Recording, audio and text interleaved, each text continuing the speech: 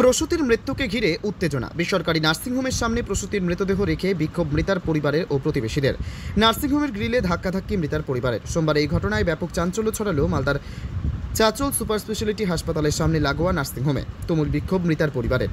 সেখানে চিকিৎসকের খোঁজ চান আত্মীয়রা। পরে ওই চিকিৎসকের চেম্বারে ঢুকে থাকেন। তালাবন্দি গ্রিলে ধাক্কাধাক্কি করতে থাকেন। 1 ঘন্টা ধরে তীব্র উত্তেজনা পরিস্থিতি ওই নার্সিংহোম চত্বরে। ঘটনাস্থলে চাচল থানার পুলিশ ও র্যাব মোতায়েন রয়েছে। পুলিশকে বেগ পেতে হয় ধুন্ধুমারে। জানা যায় মৃতার নাম দীপিকা দাস, বয়স 23, বাড়ি চাচল থানার কলিগ্রাম দক্ষিণপাড়ায়। সেই নার্সিংহোমে সিজারের মাধ্যমে যমজ কন্যা সন্তানের জন্ম দেন দীপিকা দেবী। শারীরিক অবস্থার অবনতি হলে কলকাতা পিজি হাসপাতালে নিয়ে যাওয়া হয়। সেখানে রবিবার রাতে মৃত্যু হয় তার। পরিবারের দাবি, কলকাতার চিকিৎসক বলেছেন চিকিৎসায় খামতি থাকায় এই পরিণতি। কলকাতা থেকে দেহ নিয়ে এসে নার্সিংহোমের বাইরে রেখে বিক্ষোভে ফেটে পড়েন। 2 সদ্যজাতকে নিয়ে অনবরত উত্তেজনা চলে। চিকিৎসক একটি ঘরের ভেতর থেকে গ্রিলে তালা থাকায় ঢোকা সম্ভব হয়নি। তার কোনো প্রতিক্রিয়া নেওয়া সম্ভব হয়নি।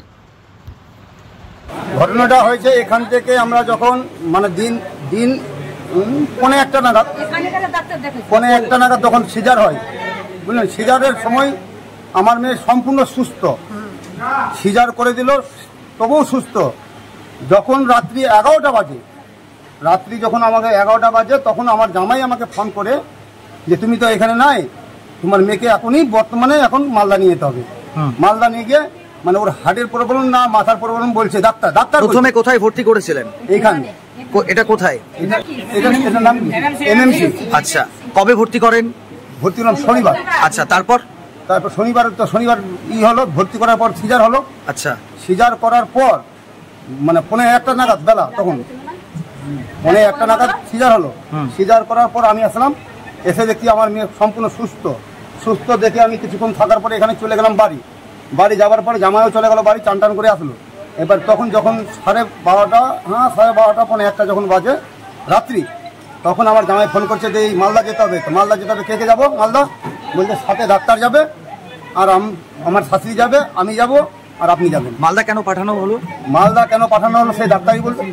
পেশেন্ট কি সিরিয়াস ছিল? হ্যাঁ, পেশেন্ট সিরিয়াস ছিল। তাহলে এখানে কি পরিষেবা ছিল না? পরিষেবা ছিল না। আচ্ছা, তারপর মালদায় পাঠালেন? মালদায় পাঠিয়ে গিয়ে এমএমসিতে পাঠালো। এমএমসিতে পাঠাই, ওখানে আমাদের পেশেন্টকে করতে পারছে না, চিকিৎসা করার উপযুক্ত নাই ওখানে জিনিস। আচ্ছা, তারপরে চলে গেলাম ওই সদর মেডিকেলে, মালদা সদর ওখানে। তারপর সদর মেডিকেলে যাওয়ার পর ওরাও বলছে যে দেখেন, আপনার যা পেশেন্টের দরকার সেই মেশিন আমাদের কাছে নাই, হয় আপনারা কলকাতায় লিয়েন, নাই দুর্গাপুরে লিয়েন। আচ্ছা, তারপর আমি নিজের চিন্তা ভাবনা করলাম যে দুর্গাপুরটা আমাদের ভালো, শুনছি। এবার দুর্গাপুরে গিয়ে দেখছি যে বিকল্প ব্যবস্থা, আমার যত অর্থ শর্ত নাই তার থেকে বেশি কিছু। আচ্ছা, তারপর কোথায় নিয়ে গেলেন? তারপর নিয়ে চলে গেলাম একবার কলকাতায় গিয়ে কি বললো? আরজি করে কি বললো? আরজি করে গিয়ে বললো যে যেখানে তোমরা সিজার করেছো সেইখানে তোমাদের ভুল সিজার করেছো, ভুল ট্রিটমেন্টের কারণেই কি মৃত্যু? হ্যাঁ। আচ্ছা, কি চাইছেন এই মুহূর্তে আপনারা?